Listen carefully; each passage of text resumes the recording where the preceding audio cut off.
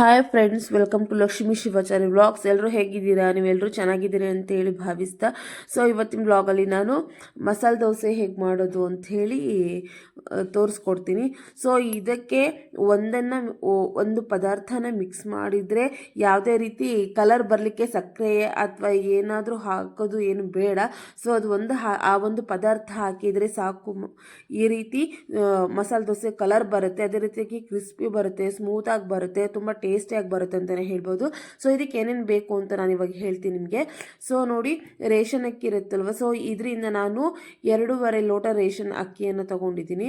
So ನೋಡಿ, ಮತ್ತೆ ಇದಕ್ಕೆ ನಾನು ಏನು ಮಾಡ್ತೀನಪ್ಪ ಅಂತ ಹೇಳಿದರೆ 1/4 ಲೋಟ ಉದ್ದಿನ ಬೇಳೆಯನ್ನು ಹಾಕ್ಕೊಳ್ತೀನಿ.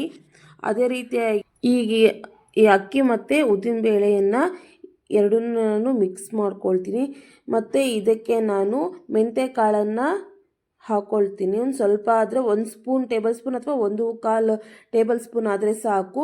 ಇದನ್ನು ಇವಾಗ ನೀಟಾಗಿ ಮೂರನ್ನು ವಾಶ್ ಮಾಡ್ಕೊಳ್ಳೋಣ. ಒಂದು 2 ಟೈಮ್ಸ್ ವಾಶ್ ಮಾಡ್ಕೊಳ್ಬೇಕಾಗತ್ತೆ. ಸೊ ವಾಶ್ ಮಾಡಿಕೊಂಡ್ರೆ ತುಂಬ ಚೆನ್ನಾಗಿರುತ್ತೆ, ಧೂಳ ಎಲ್ಲ ಹೋಗುತ್ತೆ. ಸೊ ನೀರು ಹಾಕಿ ಒಂದು 6 ಅವರ್ಸ್ ನಾನು ನೆನೆ ಇಡ್ತೀನಿ. ಸೊ ನೋಡಿ, ನೆನೆ ಇಟ್ಟಾದ್ಮೇಲೆ ಇದು ಹೇಗೆ ಬರುತ್ತೆ ಅಂತ ಹೇಳಿಬಿಟ್ಟು ಈ ರೀತಿಯಾಗಿ ನೀಟಾಗಿ ಮತ್ತೆ ಒಂದು 2-3 ಟೈಮ್ಸ್ ನಾವು ನೀಟಾಗಿ ವಾಶ್ ಮಾಡಬೇಕಾಗತ್ತೆ. ಯಾಕೆ ಅಂತ ಹೇಳಿದರೆ ಒಂದು ಸ್ವಲ್ಪ ಸ್ಮೆಲ್ಲೆಲ್ಲ ಇರುತ್ತಲ್ವ.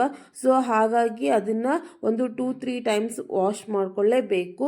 ಸೊ ನೋಡಿ, ಈಗ ಆಲ್ರೆಡಿ ವಾಶ್ ಮಾಡ್ಕೊಂಡಾಯಿತು. ಇದನ್ನು ನಾವೇನು ಮಾಡ್ಕೋಬೇಕು, ಈಗ ಮಿಕ್ಸಿಗೆ ಹಾಕ್ಕೊಳ್ಬೇಕು. ನೀಟಾಗಿ ಯಾವ ರೀತಿ ಆಗಿದೆ ನೋಡಿ. ಸೊ ಇವಾಗ ಮಿಕ್ಸಿ ಜಾರಿಗೆ ಹಾಕ್ಕೊಳ್ತೀನಿ. ಅದಕ್ಕೆ ನಮಗೆ ಎಷ್ಟು ಬೇಕೋ ಅಷ್ಟು ಹಾಕ್ಕೊಂಬಿಟ್ಟು ಅದಕ್ಕೆ ನಾವು ಒಂದು ಸ್ವಲ್ಪ ಏನು ಮಿಕ್ಸ್ ಮಾಡ್ಕೋಬೇಕು ಅಂತ ಹೇಳಿದ್ರೆ ನೀರನ್ನು ಮಿಕ್ಸ್ ಮಾಡ್ಕೊಳ್ಬೇಕಾಗತ್ತೆ. ಸೊ ನೀರು ಮಿಕ್ಸ್ ಮಾಡಿಕೊಂಡು ಒಂದು ಸ್ವಲ್ಪ ಸ್ಮೂತಾಗಿ ನಾವು ಈ ಒಂದು ದೋಸೆ ಹಿಟ್ಟನ್ನು ನಾವು ಏನು ಮಾಡಬೇಕು, ಮಿಕ್ಸಿಯಲ್ಲಿ ಹಾಕ್ಕೊಳ್ಬೇಕಾಗತ್ತೆ. ನೋಡಿ ಯಾವ ರೀತಿ ಬಂದಿದೆ ಅಂತ ಹೇಳಿಬಿಟ್ಟು. ಸೊ ಈ ರೀತಿಯಾಗಿ ನುಣ್ಣಗೆ ಆಗಬೇಕಾಗುತ್ತೆ. ಸೊ ಇದನ್ನು ಒಂದು ಪಾತ್ರೆಗೆ ನಾನು ಹಾಕ್ಕೊಳ್ತಿದ್ದೀನಿ. ಸೊ ಇದೇ ರೀತಿಯಾಗಿ ಒಂದು 2-3 ಮಿಕ್ಸಿ ಜಾರ್ ಆಗುತ್ತೆ. ಸೊ ಈ ರೀತಿ ಮತ್ತೆ ಒಂದು ಸ್ವಲ್ಪ ನೀರು ಹಾಕ್ಕೊಂಡ್ಬಿಟ್ಟು ಅದನ್ನು ಹಾಕ್ಕೊಳ್ತೀನಿ.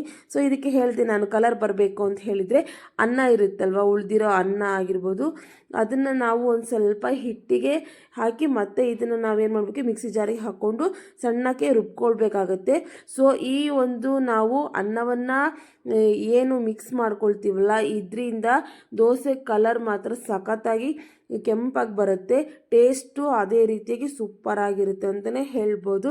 ಸೊ ನಾನು ರಾತ್ರಿಯೇ ಅದಕ್ಕೆ ಒಂದು ಸ್ವಲ್ಪ ಉಪ್ಪು ಹಾಕಿ ನೀಟಾಗಿ ಮಿಕ್ಸ್ ಮಾಡಿ ನೈಟೇ ಬಿಡ್ತಾ ಇದ್ದೀನಿ ನಾನು. ಸೊ ಇದನ್ನು ಬೆಳಗ್ಗೆ ನಾನು ದೋಸೆಯನ್ನು ಹಾಕ್ಕೊಳ್ತೀನಿ. ಸೊ ನೋಡಿ ಯಾವ ರೀತಿ ಆಗಿದೆ ಅಂತ ಹೇಳಿಬಿಟ್ಟು. ಸೊ ನಾನು ಬೆಳಗ್ಗೆ ಸೋಡಾ ಪುಡಿ ಹಾಕ್ಕೊಳ್ತೀನಿ, ಇವಾಗೇನು ಹಾಕೋದಿಲ್ಲ ಮತ್ತು. ಸೊ ಇದನ್ನು ಇವಾಗ ನಾನು ಮುಚ್ಚಿಡ್ತೀನಿ.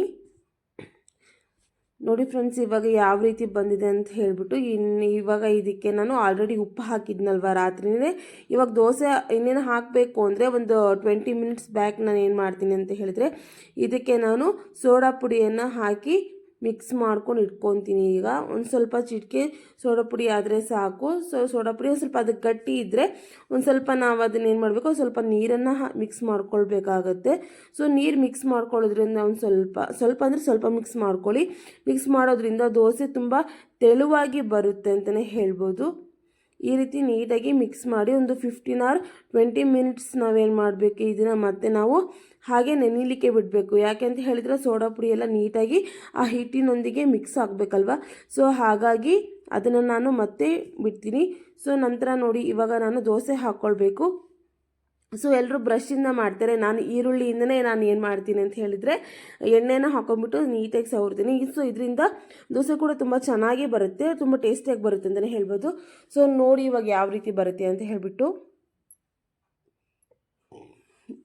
ನಾವು ಈ ದೋಸೆಯನ್ನು ತೆಳ್ಳು ಕೂಡ ಹಾಕ್ಕೊಳ್ಬೋದು, ಅದೇ ರೀತಿಗೆ ದಪ್ಪ ಕೂಡ ಹಾಕ್ಕೊಳ್ಬೋದು, ಕ್ರಿಸ್ಪಿ ಮಾಡ್ಕೋಬೋದು, ಸ್ಮೂತಾಗಿ ಮಾಡ್ಕೋಬೋದು ಅಂತಲೇ ಹೇಳ್ಬೋದು ನಾವು.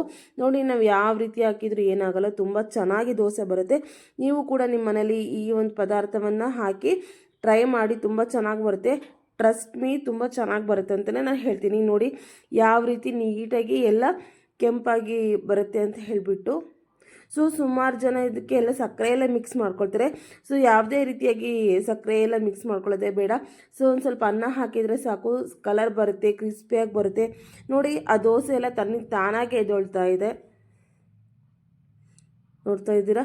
ಸೊ ತುಂಬ ಟೇಸ್ಟಿಯಾಗಿ ಬರುತ್ತೆ ಅಂತಲೇ ಹೇಳ್ಬೋದು. ನೀವು ಕೂಡ ನಿಮ್ಮ ಮನೇಲಿ ಒಮ್ಮೆ ಟ್ರೈ ಮಾಡಿ ನೋಡಿ ನನಗೆ ಆಮೇಲೆ ಕಮೆಂಟ್ ಹಾಕಿ ಅಂತಲೇ ನಿಮ್ಮಲ್ಲಿ ಹೇಳ್ತೀನಿ.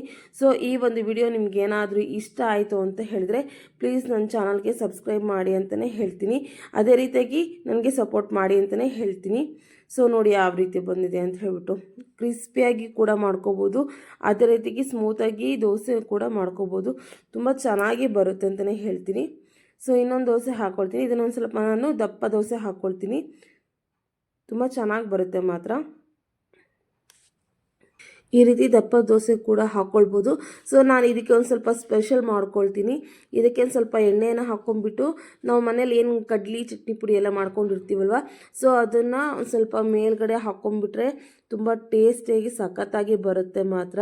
ನೋಡಿ ಈ ರೀತಿಯಾಗಿ ನಾನು ಕಡಲೆ ಚಟ್ನಿಯನ್ನು ಮೇಲ್ಗಡೆ ಎಲ್ಲ ಹಾಕ್ಕೊಳ್ತೀನಿ. ಇದರಿಂದ ಚಟ್ನಿ ಪಲ್ಯ ದೋಸೆ ತಿಂತಾಯಿದ್ರೆ ಸಿಕ್ಕಾಪಟ್ಟೆ ಟೇಸ್ಟಿಯಾಗಿರುತ್ತೆ ಅಂತಲೇ ಹೇಳ್ಬೋದು. ಸೊ ನೀವು ಕೂಡ ನಿಮ್ಮ ಮನೇಲಿ ಒಮ್ಮೆ ಟ್ರೈ ಮಾಡಿ ನೋಡಿ. ನನ್ನ ಚಾನಲ್ಗೆ ಇನ್ನು ಯಾರು ಸಬ್ಸ್ಕ್ರೈಬ್ ಮಾಡ್ಕೊಳ್ದೆ ನೋಡ್ತಾ ಇದ್ದೀರೋ ಪ್ಲೀಸ್ ನನಗೆ ಸಬ್ಸ್ಕ್ರೈಬ್ ಮಾಡ್ಕೊಂಡು ನೋಡಿ, ಸಪೋರ್ಟ್ ಮಾಡಿ ಅಂತಲೇ ಹೇಳಿ ಕೇಳ್ತೀನಿ. ಸೊ ಇದೇ ರೀತಿಯಾಗಿ ಪ್ರತಿಯೊಬ್ಬರು ಕೂಡ ನನ್ನ ಚಾನಲ್ಗೆ ಸಪೋರ್ಟ್ ಮಾಡಿ. ಈ ಒಂದು ರೆಸಿಪಿ ನಿಮ್ಗೆ ಏನಾದರೂ ಇಷ್ಟ ಆಯಿತು ಅಂತ ಹೇಳಿದ್ರೆ ನಿಮ್ಮ ಮನೇಲಿ ನೀವು ಕೂಡ ಒಮ್ಮೆ ಟ್ರೈ ಮಾಡಿ ನೋಡಿ ಯಾವ ರೀತಿ ಕಲರ್ ಬಂದಿದೆ. ಅದೇ ರೀತಿಯಾಗಿ ತುಂಬ ಟೇಸ್ಟಿಯಾಗಿರುತ್ತೆ ಅಂತಲೇ ನಾನು ಹೇಳ್ತೀನಿ. ನೀವು ಕೂಡ ಒಮ್ಮೆ ನಿಮ್ಮ ಮನೇಲಿ ಟ್ರೈ ಮಾಡಿ ನೋಡಿ ಫ್ರೆಂಡ್ಸ್. ಬಾಯ್. ಈ ಒಂದು ವಿಡಿಯೋನ ಇಲ್ಲಿಗೆ ಕ್ಲೋಸ್ ಮಾಡ್ತಿದ್ದೀನಿ. Bye friends.